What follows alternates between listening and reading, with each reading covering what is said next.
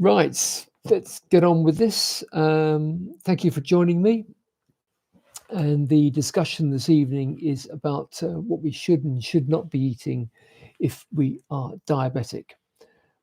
My name is Graham Keegan, and I've had type 2 diabetes, and I've got myself into remission now. I was a touch overweight, only a couple of stones or so, not that much. I'm now back within my um, recommended BMI range. So here we are. So I'm in a position to give you some help here now about diabetes and how to deal with it. Um, I think it's worth noting the fact that in Western Europe, particularly the United States and also Europe, some 50% of the adults actually have diabetes, and so what I mean by that, they're either pre-diabetic or diabetic, and a further 10-15% or so actually have insulin resistance. Those are figures, they're quite old figures now, and they're from 2016, so it's probably got worse from there, but that's over half the population, adult population, are suffering with diabetes. Here in the UK, we're still recommended to eat a lot of carbohydrate. About a third of our plate should be carbohydrate, and 50%, they say that 50% of our energy should come from carbohydrates as well. Well, we're giving ourselves a problem here. I think the advice needs to change.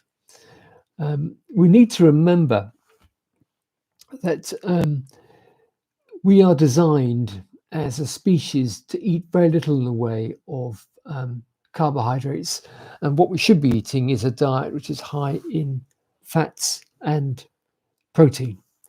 And for most of the time, humans have been walking this earth, which is about 250,000 years. We have probably lived in a state of ketosis. Now, we don't have a chance to go into that this afternoon, but basically we had such little carbohydrate, the body was fueled by ketones as opposed to by glucose. Anyway, where we are now is that our bodies aren't really just designed to deal with this constant onslaught of carbohydrates every day. It's a real problem for us, and that's why so many of us have had not only diabetes, but we are really getting really quite fat. Partly also the fact we do very little exercise now as well, so it's coming at us both ways. Now, let's talk about foods and what type of foods we should be eating, or indeed eating less of. There are three types of food. These are what's called the macronutrients. We have fat, protein, and carbohydrate. They're the three. And the body deals with these three types of carbohydrate very differently. So these types of foods very differently. And I just want to go through these for you to explain a bit more about what happens here. But first of all, let's just lay out a game plan here for a healthy diet, not just for diabetics like you and me, but actually for everybody out there. We should be eating a diet which is high in healthy fats, medium in protein, and low in carbohydrate. And in fact, if you're trying to lose weight, your diet should not just be low in carbohydrate, it should be very low in carbohydrate.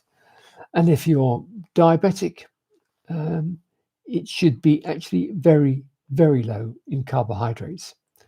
So let's explain a bit more about what's going on here. The foods, let's deal with carbohydrates first of all and get them out of the way. There are three types of carbohydrates. You have whole grains carbohydrates, you have refined carbohydrates, and you have sugars.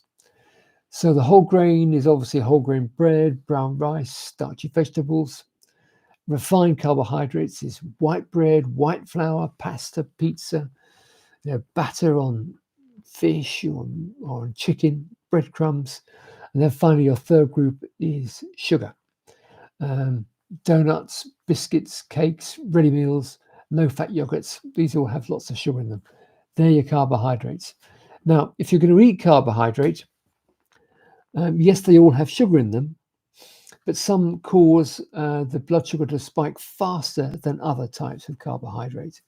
And so the aim is to try to, if you're going to eat carbohydrates, to eat the whole grain types of carbohydrate because they release the sugar into the blood system more slowly.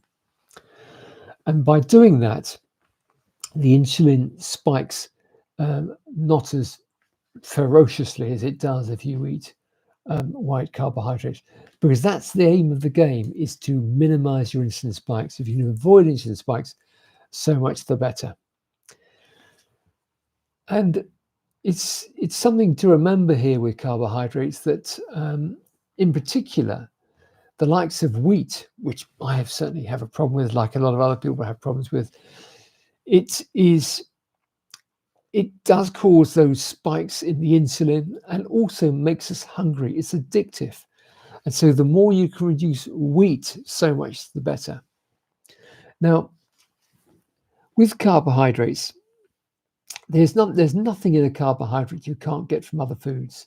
People say, well, okay, you should eat carbohydrates, particularly vegetables, because there's lots of fiber in them. Yes, there is, but you can get this fiber from other low carbohydrate vegetables. That's an important thing. But I think the point to remember here is that wheat is your problem in terms of carbohydrates. Protein next. So diet should be moderate in protein. So this is meat, fish, seafoods, nuts, eggs. These are nutrient-dense foods and they're very good for us. When protein is digested by the body, it's broken down to amino acids, which are essential building blocks for our bodies, and the excess goes to glucose, just like carbohydrate. It causes a moderate insulin spike. So carbohydrate spike, protein is a moderate spike. Therefore, it's a lot better for us, and it's an important macronutrient. And finally, I want to talk about fats. This is the third group of macronutrients, and they get a very bad press. For years, people have been thinking that fats are a problem, and they make us fat, they cause heart disease, and they raise cholesterol. Well, this is all started by a scientist back in the 1960s called Ansel Keys. And his research has really been thoroughly discredited now. And quite clearly, people are very, very keen for us. We should be eating fats now, excuse me.